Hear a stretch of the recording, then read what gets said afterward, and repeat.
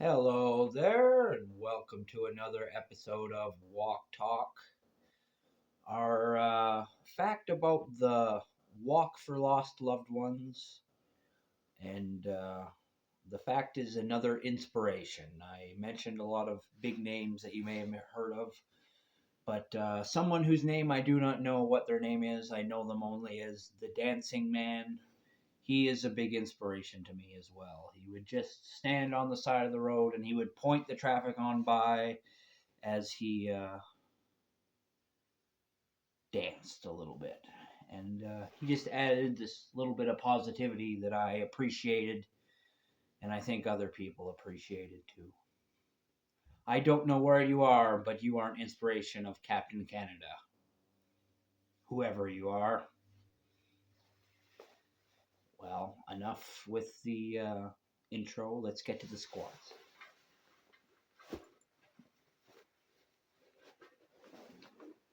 One, two, three, four, five. And yes, someone recently commented on my Facebook post about my walk. What? Only 5 reps in one set? Yeah, I know. I could do more. Can always do more. But the aim of the game is building endurance, not building raw strength. And so I'm gradually amping it up. I don't want to overtrain. That's one of my greatest fears. And I don't want to. It would suck if I wore my knees out doing shield squats to the point where I wouldn't be able to walk. Like, that would suck. And so I'm sorry I'm not doing more. I may amp it up to the point where maybe I'll do 5 squats at the beginning and 5 squats at the end of an episode. But I want to get to reacting to this video because it's my lunch hour and I want to enjoy myself. And I enjoy making these walk talks where I react to this super sweet shirt co's video.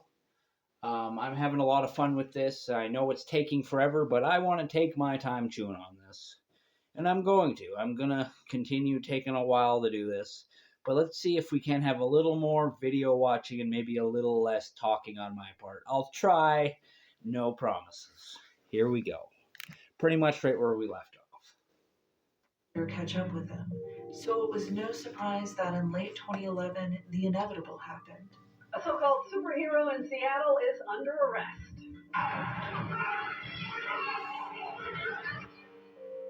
Phoenix and fellow hero Ghost were out on patrol when they witnessed a crowd of people congregating beneath a viaduct.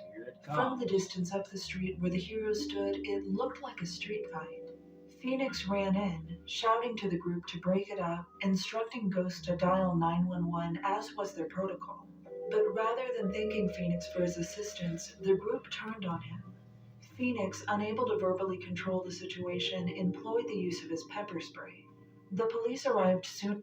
This is like a thing that happens a lot. Like I live in the city, and there's a lot of people that kind of, especially because I lived in an area of the city where my house was kind of on the edge of a really rich neighborhood, and then there was no in between. It was like extreme poverty, and it was a one street divider.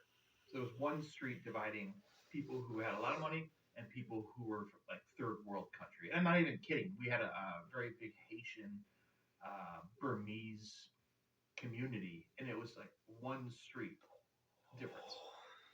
And there would be people that would walk down the street in the middle of the street. They wouldn't even use a sidewalk. And I saw, this is an unfortunate thing, obviously, but I saw a woman walking with her husband, and her husband hit her. Not hard. Well, it probably hurt. It obviously probably hurt. And I was disturbed by it. I wanted to say something, but I'm going to be completely honest here. I did not say something, because 90% of the time, when you step up in a situation like that with a person, and it depends on the person. But I am very good at reading the room. So when I saw this, I was like, I'm going to stick up for this person. And then I'm going to yell at the guy, and he's going to want to fight me. And while he's yelling at me, she's going to stab me. Like that's the situation. It's one of those deals. You can. I'm not gonna break your balls too much because you're being honest about the fact that you didn't intervene. But when you kind of go into the thought process of why you didn't intervene, it kind of turns into you turn yourself into the victim or the potential victim when she was the real victim in that situation. Like I understand, I don't even disagree with what you're saying that she might have attacked you when you were having an altercation with him, even though you were trying to stick up for her. But yeah, that's I want that to be what separates me from other people. Is yes, I understand your logic and not wanting to intervene in a situation like that, but I'm trying to hardwire myself so I will, even though I give shit about Phoenix Jones intervening violently, that doesn't mean that I don't think people should intervene. Because sometimes all you need to do is say something, and that sticks in everybody's mind. That sticks in the victim's mind because someone stood up for them. That stands in the victimizer's mind because they're what's the word I'm looking for here? They're called out on their bad behavior, and sometimes deep down people want to be put in their place because we want to see a just world. And it's like when we're actually being an asshole and we're put in our place, that's okay.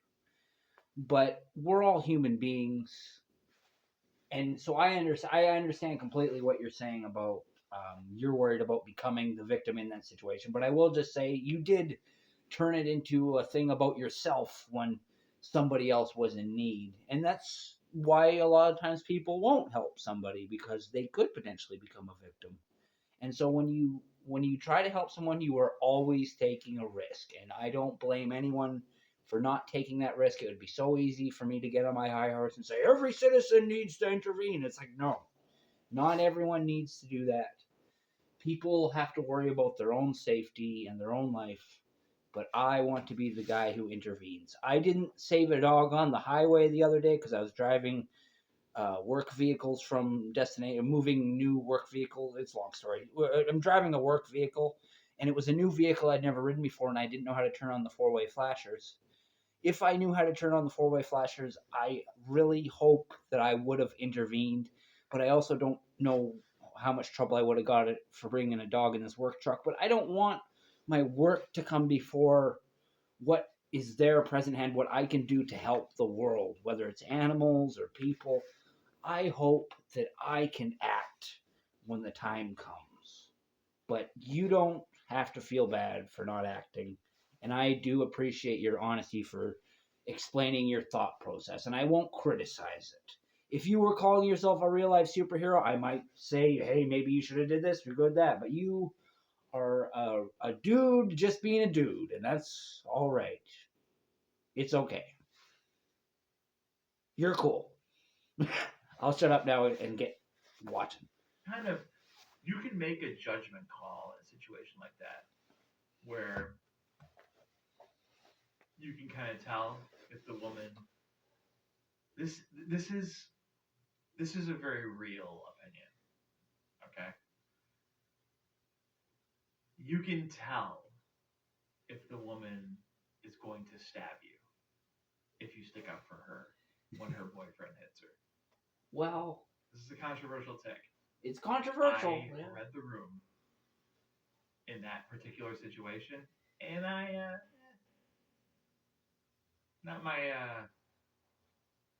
made a good decision. I'm here still. I didn't turn around and challenge the man to a fight while she turned around and stabbed me in the kidneys. That never happened. So. And after, their patience with Jones already spent and took statements from both. There is also good versions of that scenario where you didn't get stabbed or it maybe didn't turn into a physical altercation, but just a calling out on bullshit. I understand why people are afraid to start an altercation with another person, but we shouldn't be afraid to have lively debates about the things that truly matter to society, I think. Parties. According to Jones, what he thought he was running into was an assault. But according to a police report, the group was, quote, dancing and frolicking around with each other when a masked man came running and shouting toward them, coating the area in pepper spray. The last paragraph of the police report. I will eventually stop pausing. That's what I was going to say when it was showing the clips and talking. Basically, he ran into the situation with the people where he pepper sprayed them and everything. This is like one of his big fuck ups that really got a lot of negative attention for him because everybody got sprayed by the pepper spray. It got everywhere. And exactly what was happening that was called a fight. Some people said they were dancing, and so maybe break dancing looks an awful lot like combat.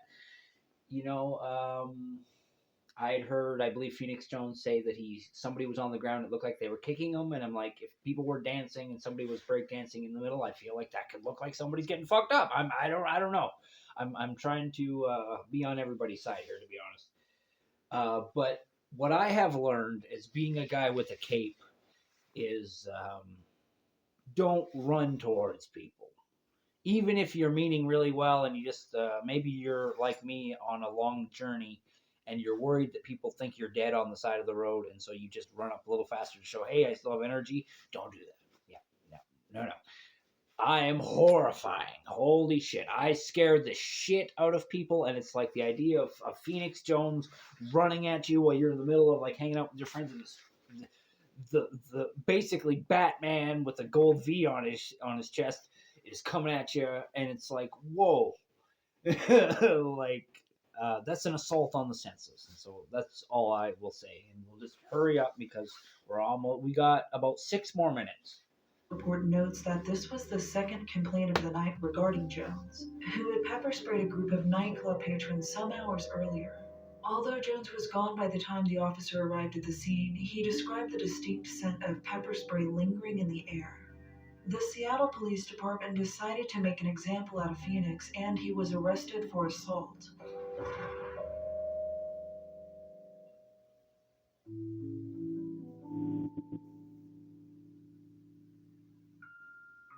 After sitting in a jail cell overnight, Jones made his $3,800 bail and emerged to a team of reporters waiting outside the courthouse. Phoenix welcomed them to congregate around him, and in a move that shocked everyone, I love that he's doing an interview outside the courthouse in full costume. Yeah. masked himself and greeted the cameras for the first time as Benjamin Fodor. I'm Phoenix Jones. I'm also Ben Fodor. I also protect the city. I also am a father. I also And I love that he did a reveal of his true identity with full-blown kid in play hair. Full blown. brother. I'm just like everyone else. Fear the flat top. Born in Texas in 1988, Benjamin Fodor spent time in orphanages before finding a family and relocating to the Pacific Northwest. Benjamin and his brother Karos both shared a love of fighting. I never got to have an unmasking moment. I was just, well, I kind of did. My mask is my icon. That's just a different look I was going for, different symbolism. But now I'm me. I'm Joseph Roszell, but over more recent years, I've started accepting the name Captain Canada that my city kind of gave to me. You just start wearing a Canada flag cape, and people just start calling you Captain Canada. It's just the name that got around. I don't know where it started. Other people have been called Captain Canada. I think Wayne Gretzky was called Captain Canada at one point in time. I don't even know. I assume the captain of Team Canada is also called Captain Canada. Yeah, but enough of me and my bullshit. Let's get back to Phoenix Jones and the reaction. Pursued competitive mixed martial arts at a young age. According to Tapology.com, Benjamin, who fought under the name Flat Top, boasted an impressive amateur record of 11 wins and no losses. But whereas his brother continued into the professional ranks of organizations such as Strikeforce and UFC, his younger brother Benjamin decided to put his skills to more unconventional uses. But aside, This is the one thing that separates the other superheroes from this guy. Okay, and I don't care if you've stepped into the octagon, it's even the independent ones. Any sort of if you stepped in any kind of caged fighting situation, and I don't care if you've stepped in there 10 times and you've lost 10 times, that's fucking badass to me. Like I couldn't do it. I couldn't do it at all. I took jujitsu for a long time, a couple years, not a long time, but a couple years. I took martial arts for a long time, took jiu-jitsu for a couple of years. I really loved jiu-jitsu. It just happened at the wrong time for me. Had a kid, a lot of responsibilities. It's very hard to judge that or juggle that kind of stuff. But there was a guy, one of the teachers there, who taught our judo class. He had tried a couple real full contact fights. I saw it online. I saw videotapes of it online or footage, and I think he lost both fights. But I after watching him lose those fights, I had even more respect for the guy. I was like, that's balls. Like that's hardcore. I don't have that in me. There's a certain person. It's like those people that join the military and then other people who I'll never. I didn't join the military. I don't have it in me. I'm not a fighter. I'm not a killer. I don't have it in me. But I do respect guys that have that in them. They'll fight. They'll go do things. I'm not that person, but it makes me respect that even more. from the martial arts background, the conditions. Yeah, and that's just it. That is why Phoenix Jones is so respected, because he was a professional MMA fighter that brought those skills onto the street. And there are lots of real life superheroes that come from the military and have backgrounds in martial arts. Right now, Skyline Superhero is a very popular real life superhero who's he's got a real sleek YouTube channel. He's got the best real life superhero YouTube channel out there. Like he blows my channel out of the fucking water. His stuff is polished. He is doing good homeless outreach, and he also has a firm background in Shaolin Kung Fu, and he can show it off too. He's not like full of shit. Like you see him do a spin kick, and it's like, yeah, you practiced. Yeah, there's a lot of really amazing real life superheroes out there. I hope you come to check out more than just Phoenix Jones. I'm kind of speaking to reels to our reactor here, Super Sweet Shirt Co. Company, whatever you want it to be called there. Yeah, if you want to check out other real life superheroes, I recommend it. And I'm also saying that to my regular audience or newcomers who might be seeing this video is just check out the wide world of real life superheroes. You'll probably find somebody that you can get behind. Even if you don't agree with some of them, there's probably somebody who's basically the opposite, who probably agrees with you about you're disagreeing with that guy.